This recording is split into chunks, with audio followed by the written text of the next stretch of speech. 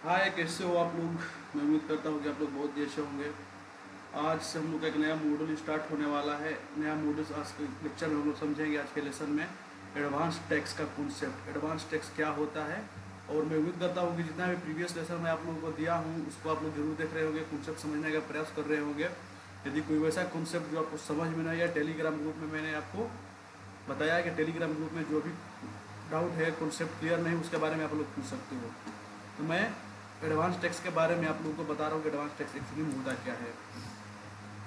ये provision relating to payment to advance tax, provision relating to payment of advance tax. Advance tax होता क्या है, सबसे first ये हम लोग को जानने का समझना है कि एडवांस टैक्स आखिर होता क्या है। देखिए, एक होता है self assessment tax, self assessment tax, और एक होता है एडवांस टैक्स, एफडी। ये दोनों में डिफरेंस क्या होता है? दोनों में डिफरेंस होता है जो सेल्फ असेसमेंट टैक्स होता है।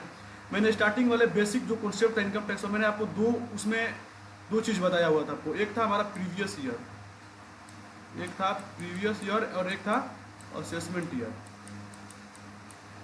जी, इस प्रीवियस ईयर में मान के चलिए कि प्रीवियस ईयर है आपका 2023-24, प्रीवियस ईयर 2023-24, नहीं सॉरी, इसको मैं बता रहा हूँ 2022-23। प्रीवियस ईयर है आप लोगों का 22 एंड 23। तो उस केस में असेसमेंट ईयर कौन सा होगा हमारा? 23-24 होगा, 23-24 होगा हमारा असेसमेंट ईयर। अब मैंने आपको स्टार्टिंग में बताया था ये चीज़ कि जब इस ईयर में, जब प्रीवियस ईयर में अर्निंग करते हो और इस ईयर में आप जाकर के टैक्स देते हो, यहाँ पर आकर के आप टैक्स देते हो, ये क्या हुआ आप लोगों का? असेसमेंट ईयर होता है।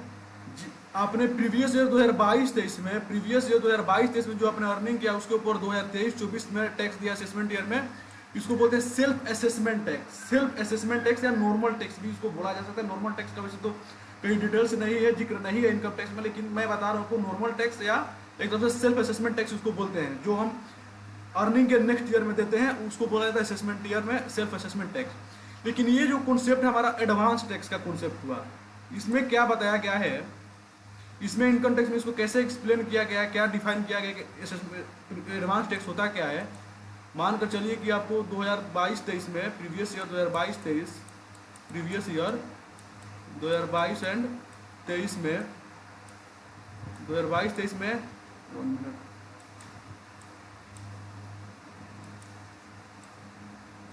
2022-23 प्रीवियस ईयर में आप जो भी अर्निंग कर रहे हो उसी ईयर में आपको टैक्स जो देते हो उसको एडवांस टैक्स बोला जाता है। इसमें गवर्नमेंट क्या प्रावधान किया है, क्या बताया इनकम टैक्स में, कि जिस भी प्रीवियस ईयर में, जिस भी फाइनेंशियल ईयर में, जिस भी प्रीवियस ईयर में आप अर्निंग कर रहे हो उसका टैक्स उसी टाइम दे देना है। उसी ईयर में जब दे देते उसको एडवांस टैक्स बोला जाता है।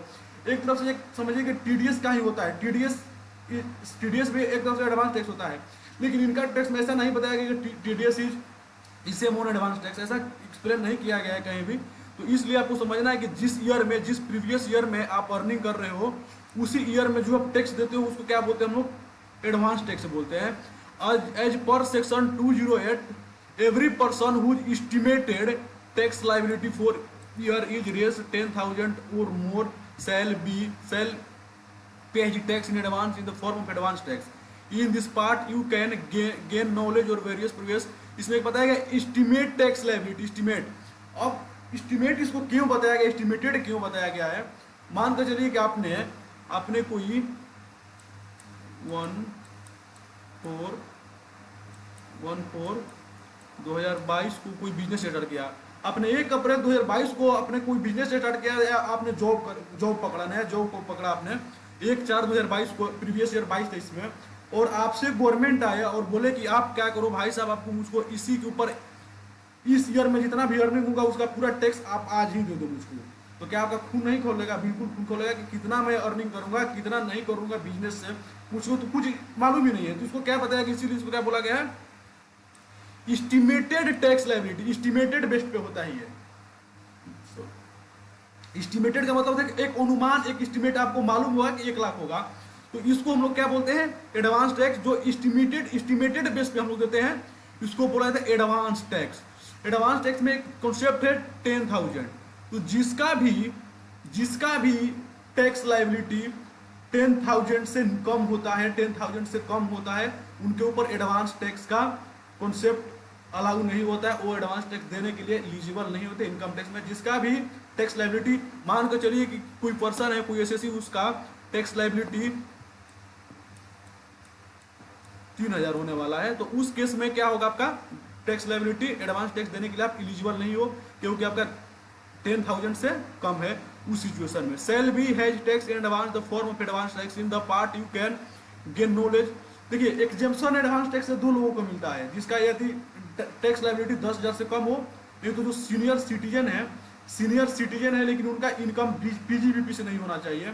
कोई सीनियर सिटीजन है और इनका इनकम पीजीबीपी से नहीं होना चाहिए, उसको भी एडवांस टैक्स उनके ऊपर भी एप्लीकेबल नहीं होता है। एग्जाम्पल के तौर पे मैं बता रहा हूँ, एक एग्जाम्पल के तौर पे मैं आपको बता रहा हूँ, कोई 60 ईयर, कोई 63 ईयर का कोई ओल्ड पर्सन है, या कोई भी पर्सन है, एसएससी है, 63 ईयर का कोई एसएससी है, और उनका इनकम पीजीबीपी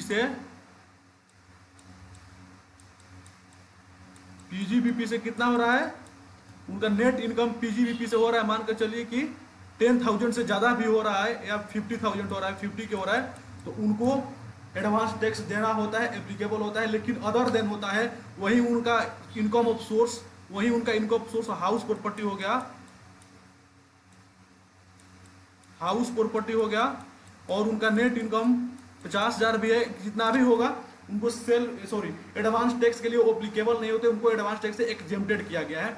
यही बताया गया इसमें, as discuss every person whose estimated tax liability for the year is 10,000 और more eligible to pay advance tax. यानी कि 10,000 से जब ज्यादा होगा तो आपको देना होगा 10,000 या 10,000 से ज्यादा, लेकिन 10,000 से नीचे होगा तो आपको एग्जेम्प्टेड किया गया एडवांस टैक्स के लायबिलिटी से।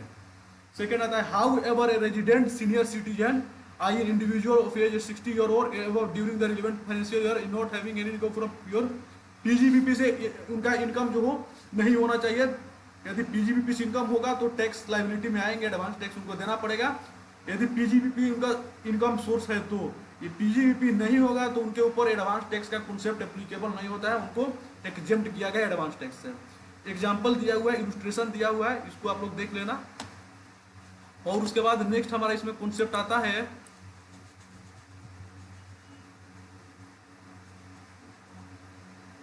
उसके बाद हमारा एक नेक्स्ट स्टेप आता है हमारा,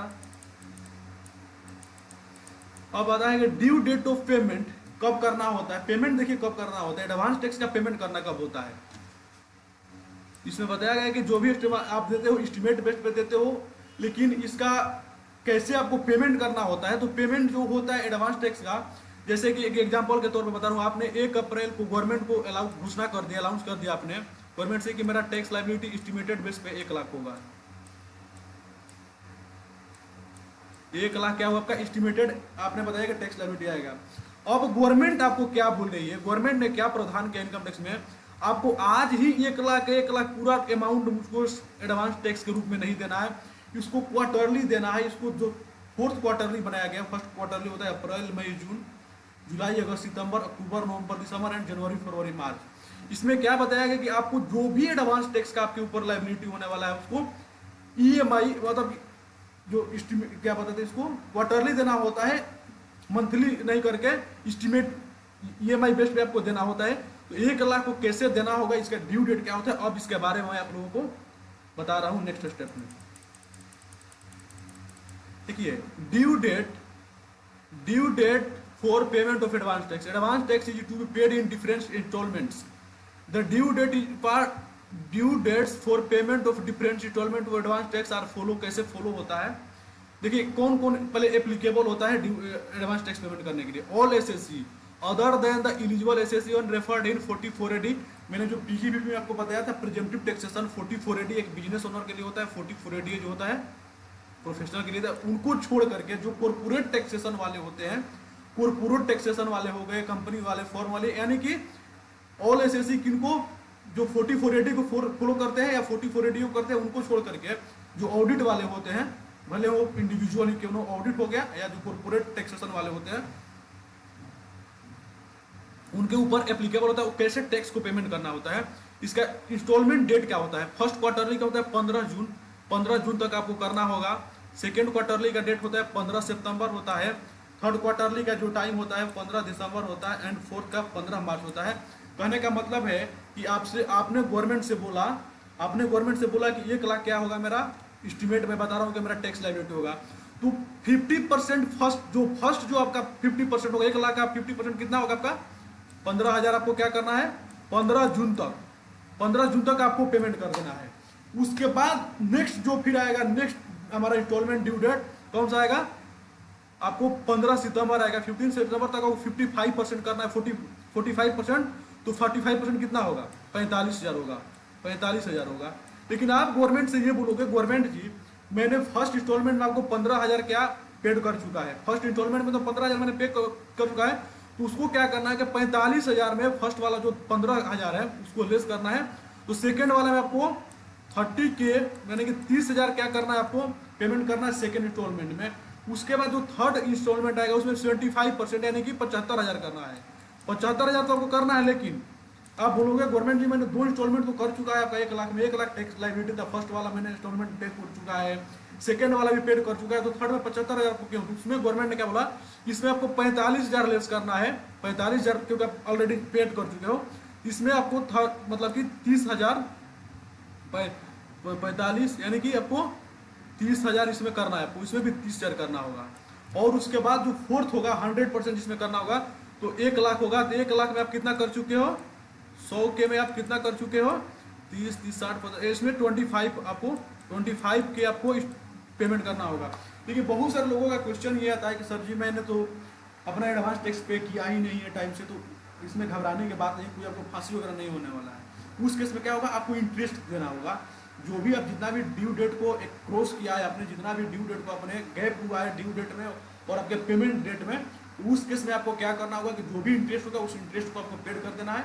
उसके बाद आपके ऊपर कोई लीगल एक्शन ऐसा नहीं होता है कि आपको किसी टाइप का सजा हो जाए या किसी टाइप का पेनल्टी लग जाए। इंटरेस्ट ही आपका पेनल्टी होता है और उस इंटरेस्ट को पेड करना होता है। ये तो हो गया किसके लिए, ऑल एसएससी के लिए हो गया। अदर ऑल एसएससी का मतलब किसको छोड़ करके 4480 एंड 4480 वाले के लिए। लेकिन जो प्रेजेंटिव टैक्सेशन वाले हैं उनको कैसे इसमें ट्रीटमेंट करना है उसके लिए बताया गया। Tax pair who opted for प्रेजेंटिव taxation scheme 4480 and 4480 उनको किसी इंस्टॉलमेंट में पेमेंट नहीं करना, तो उनके लिए गवर्नमेंट ने क्या प्रावधान किया है कि मिनिमम 100% ऑफ एडवांस टैक्स कब करना है आपको 15 मार्च तक। आप पूरे ईयर अर्निंग करो, फर्स्ट क्वार्टर मतलब कि अप्रैल मई जून जुलाई अगस्त सितंबर अक्टूबर नवंबर दिसंबर जनवरी फरवरी मार्च तक आप जितना अर्निंग करना है करो, लेकिन 15 मार्च तक आपको क्या करना है 100% जितना भी होगा 100% जितना भी आपका हो रहा है टैक्स का उसको आपको पेमेंट कर देना है 15 मार्च तक। ये किसके लिए है 4480 एंड 4480 के लिए बिजनेस एंड प्रोफेशनल यानी कि जो प्रेजेंटिव टैक्सेशन का बेनिफिट लेते हैं उनके लिए बताया गया है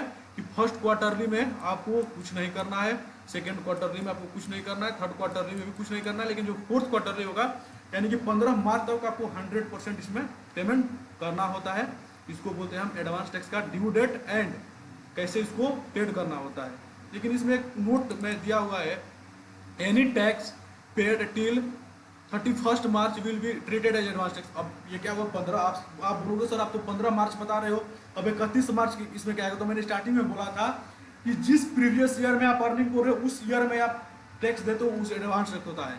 तो जिस प्रीवियस ईयर में मान के चलो कि 2022-23 का जो प्रीवियस ईयर है तो 31 मार्च किस में आएगा 22-23 में आएगा आपका प्रीवियस ईयर में, तो 31 मार्च को भी आप जो देते हो पेमेंट गवर्नमेंट को तो वो भी आपका एक तरफ से एडवांस टैक्स का ही पार्ट होगा, क्योंकि 31 मार्च प्रीवियस ईयर के अंदर में है ना कि उसको क्रॉस किया है। यदि 1 अप्रैल हो जाता तो नहीं बोला जाएगा, लेकिन प्रीवियस ईयर जो होगा आपको 31 मार्च भी वही प्रीवियस ईयर 22-23 ही होगा, तो उसमें 31 मार्च को दो या 20 मार्च को दो 21 मार्च को दो उससे मतलब नहीं होता है। जो भी आप दोगे एडवांस टैक्स का कॉन्सेप्ट होगा उस पर ऐसे ही आपको टैक्स का ट्रीटमेंट करना होगा। इलस्ट्रेशन मैंने दिया हुआ है मिस्टर ए कुमार डॉक्टर से रिलेटेड, आप लोग एक बार इसको जरूर देख लेना।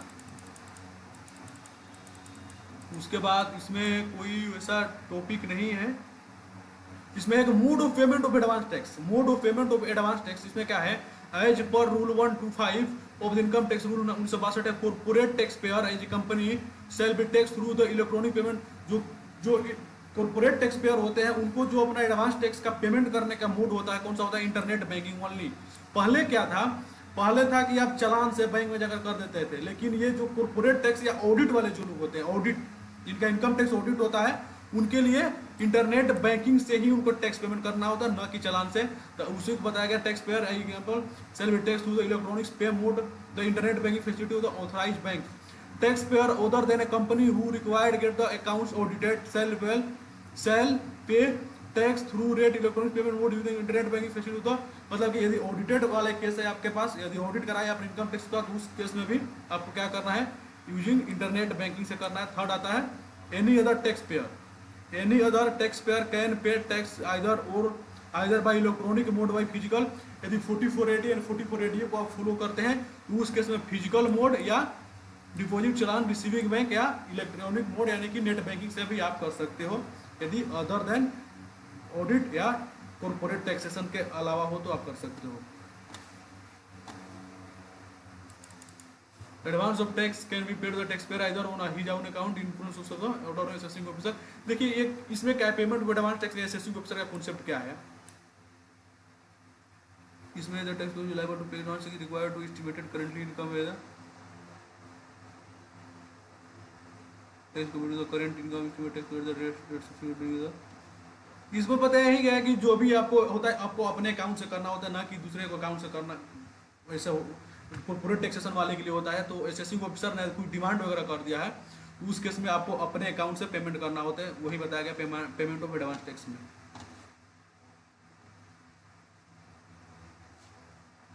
और उसके बाद हमारा नेक्स्ट आता है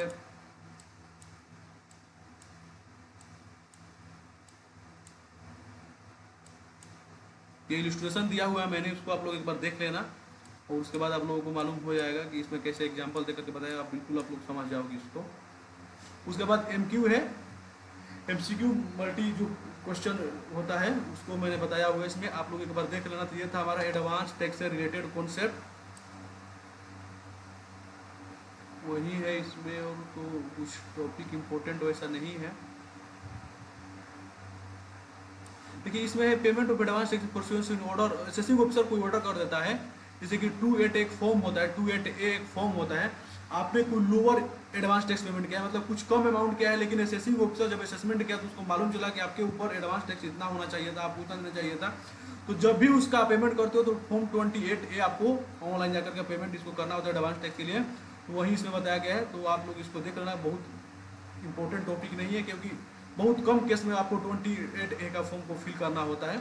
तो जो भी होगा मैंने एडवांस टैक्स से रिलेटेड जितना भी कॉन्सेप्ट है मैंने इस सेशन में कवर किया हुआ है।